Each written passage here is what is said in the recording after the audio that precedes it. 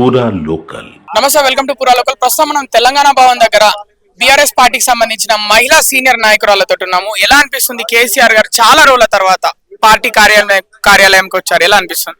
చాలా సంతోషంగా ఉంది. ఎందుకంటే కేసీఆర్ గారు భవన్ కు వచ్చినా రాకున్నా మా వెన్నంటే ఉన్నారు. మేము కేసీఆర్ గారు వెన్నంటే ఉన్నాం.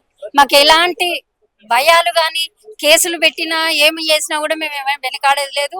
మేము ముందుకే ఉరుకుతాం గాని, సంవత్సర కాలంలో ఏం చేసిండ్రు? ఏముంది? ఏమి లేదు.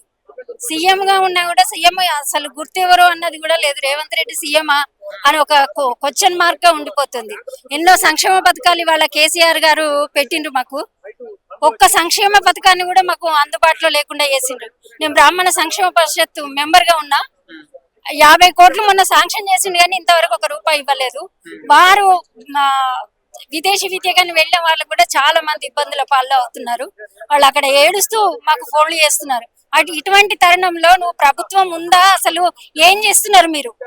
మీరే కొట్లాడుకుంటే సరిపోతుంది. ఏదో ఒక ముళ్ళు పెట్టినట్టు పెట్టి చేస్తావు. మెత్తగా ఏదో ఇబ్బందుల పాలు చేసి కేసీఆర్ గారి బంధువులమే మేమంతా చుట్టరికంగా ఉన్నాం. ఎన్ని సంవత్సరాల నుంచి ఉన్నారు మీరు పార్టీలో? మేము మొదటి నుంచి పార్టీ పెట్టినప్పటి నుంచి ఉద్యమకారులుగా మేము పనిచేసినాం. తర్వాత కార్యకర్తగా ఉన్నాము, నాయకులుగా ఎదిగినాము. ఇప్పటి వరకు కూడా కేసీఆర్ గారు వెంటే ఉంటున్నాం. మేము మాకు రాబో తరుణంలో కూడా కేసీఆర్ గారు మళ్ళీ సీఎం అవుతారు.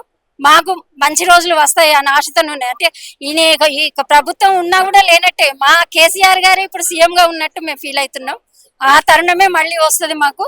మేమందరం కూడా ఉత్సాహవంతులై పనిచేయడానికి ముందున్న ఎలక్షన్ లో మేము ముందుండి జాగ్రత్తగా పనిచేసి మా యొక్క ఎమ్మెల్యేలను అత్యధిక మెజార్టీతో గెలిపించుకుంటా అని మాకు ఒక గట్టి నమ్మకం కూడా ఏర్పడుతున్నది. ఎందుకంటే సంవత్సర కాలంలో చూస్తున్నారు, ఇంట్లో నుంచి జంప్ అయిపోయిన వెళ్ళవాళ్ళు కూడా మళ్ళీ వెనక్కి రావడానికి సిద్ధంగా ఉన్నారు. ఎందుకు? అక్కడ ఏమీ లేదు, అంతా శూన్యం. డబ్బు సంపాదించుకోవాలి, ఢిల్లీకి పోవాలి. ఈ డబ్బులు అక్కడ సోనియా గాంధీకి, రాహుల్ గాంధీకి అప్పయ్యపాలే తప్పితే ఏం లేదు. పోలీసు వ్యవస్థ చూస్తే అధ్వానంగా ఉంది. ఏది చూసినా కూడా అన్యాయం అయిపోతున్నాం. తెలంగాణ వచ్చినా కూడా మాకు లాభం లేదా అన్న ఒక క్వశ్చన్ మిగిలిపోతుంది. మీరు చెప్పండి అమ్మా, ఇప్పుడు కొత్త ప్రభుత్వం వచ్చేసి సంవత్సరం మీద 4 నెలలు అవుతుంది. మీకు ఎలా అనిపిస్తుంది? అంటే మీరు అధికారం కోల్పోయి సంవత్సరం మీద 4 నెలలు అయిపోతుంది అంటే ఎలా అనిపిస్తుంది మీకు? ఎలా అనిపిస్తుంది అంటే రేవంత్ రెడ్డిది ఎట్లున్నదంటే మిడకాయ మీద తలకాయ లేనట్టున్నది. రాజకీయం అట్లున్నది. అవన్నీ మేము ఆయన సీఎం అనుకుంటలేము, ఆయన ఏదో చేస్తాడు అనుకుంటాం. మేమైతే సీఎం ఈయననే అనుకుంటాం. చిన్న పిల్ల నుండి ముసలోళ్ళ వరకు సీఎం ఎవరంటే కేసీఆర్. కేసీఆర్ మీరు దాదాపు ఎన్ని రోజుల తర్వాత చూసారు? చూస్తుంటే ఇప్పుడు ఎప్పుడు చూస్తూనే ఉన్నాం. మేము అవకాశం వచ్చినప్పుడల్లా ఫామ్ హౌస్ కి వెళ్తాం, లేకపోతే నందినగర్ లో ఇంటికి వెళ్తాం. మాకు ఎక్కడికైనా మాకు కేసీఆర్ గారు అందుబాటులోనే ఉన్నారు. ఎన్నో రోజులే అన్నట్టు లేదు మాకు.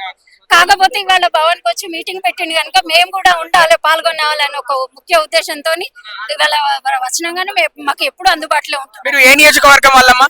నేను పెనుపాక నియోజకవర్గము, భద్రాద్రి కొత్తగూడెం జిల్లా. నా పేరు మునుకోటి ప్రమీల. 15 సంవత్సరాల నుంచి సీనియర్ ఉద్యమ నాయకురాలు.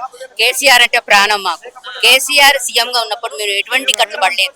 ఆయన సంక్షేమ పథకాలు ఆకాశాన్ని అంటున్నాయి. ఈ రేవంత్ రెడ్డి సంక్షేమ తుంగలోకి పోయినాయి. ఒక సంక్షేమ పథకం కూడా ప్రజలకు అందుబాటులో లేదు. తర్వాత బస్సు ఒకటి పెట్టిండు, ఆ బస్సులో స్త్రీలంతా దెబ్బలాట్లే. అసలు ఎందుకు పెట్టిండో నాకు కూడా తెలియదు. ప్రణాళిక లేకుండా ఈ యొక్క రేవంత్ రెడ్డి ఒక పిచ్చోడు లెక్క, కోతి లెక్క బ్యానర్లు కూడా, మా కేసీఆర్ బ్యానర్ కూడా పెట్టనీయకుండా అన్ని పిచ్చి పిచ్చి చేస్తా ఉన్నాడు. ఈయన పరిపాలన ఎన్ని రోజులు ఉండదు. రేవంత్ రెడ్డి పరిపాలన తొందరలోనే మధ్యంతర ఎన్నికలు వస్తాయి. మళ్ళీ మా కేసీఆర్ సీఎం అవుతాడు. ఎందుకంటే ప్రజా సంక్షేమ పథకాలు చేసిన వాళ్ళే ఎప్పుడైనా కూడా ప్రజల్లో ఉంటారు.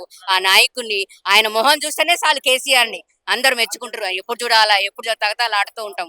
ఆయన అంటే మాకు ప్రాణం. కేసీఆర్ అన్న, కేసీఆర్ కుటుంబం అన్న, కేటీఆర్ అన్న, శోభమ్మ అన్న, వాళ్ళ మానుడు హిమనీష్ అన్న, అంత ప్రాణం మాకు. ఎప్పుడు పింక్ చెర్లే కట్టుకుంటాము. గులాబీ చెట్లన్నీ మా ఇంట్లో ఉన్నాయి. అక్కడ పెనుపాక నియోజకవర్గంలో, మాది గొల్లగూడెం. ఇప్పుడు ఎట్లా ఉంది మీ నియోజకవర్గంలో అభివృద్ధి పనులు? పెనుపాక నియోజకవర్గంలో ఇక ఈ కాంగ్రెస్ వాళ్ళు దందాలే జరుగుతూ ఉన్నాయి. ఇసుక దందాలు, లంచాలు. మా నియోజకవర్గంలో ఉన్న ఎమ్మెల్యేకి 10 రాలీరుగా ఉన్నాడంట. మా మాజీ ఎమ్మెల్యేనేమో రేగా కాంతారావు గారు. ఆ, ఆయన ఇక మరి ఇప్పుడు మంచిగానే చేస్తుండే ఆయన రేవకాంతారావు మా ఉద్యమకాలని పిలిచి గుర్తించి అమ్మ స్టేజ్ మీదకి రండి మాట్లాడండి 2 ముక్కలు మాట్లాడండి అని చెప్పేసి మమ్మల్ని గౌరవిస్తున్నాడు.